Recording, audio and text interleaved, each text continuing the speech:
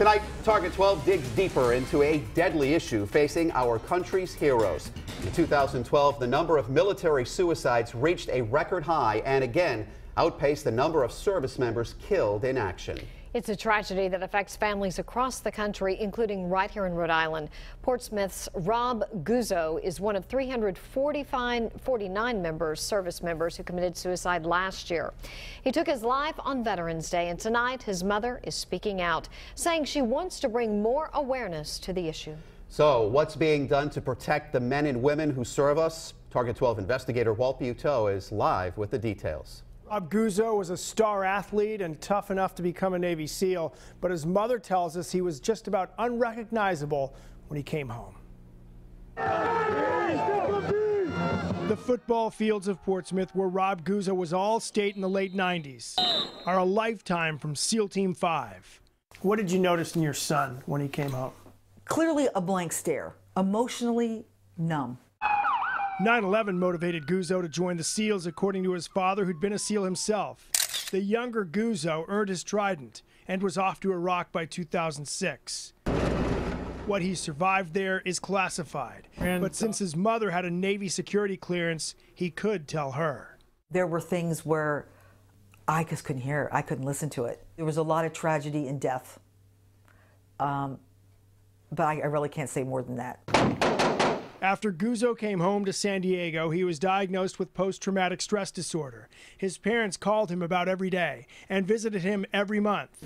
Anderson tells us he was in and out of trouble, although meeting the daughter he didn't know he had seemed to help.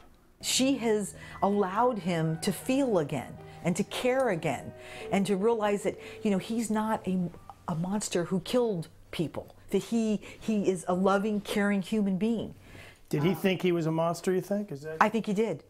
He saw his little girl for the last time on the Friday before Veterans Day, which was spent with war buddies, with a picture of a friend who was killed in action in front of him, and his trident nearby.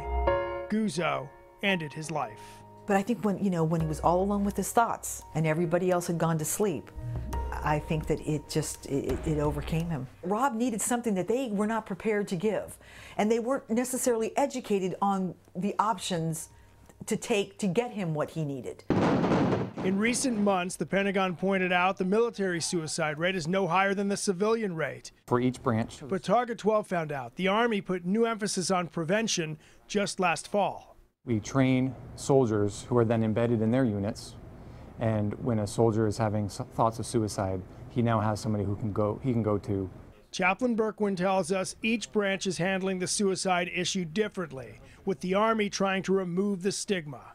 The Army is creating a culture where it's okay to talk about suicide. Combat for his country. As a retired Navy officer, Anderson believes one problem is the red tape stuck between the mentally wounded and the help they need. And she says as good as the programs are, the VA is understaffed.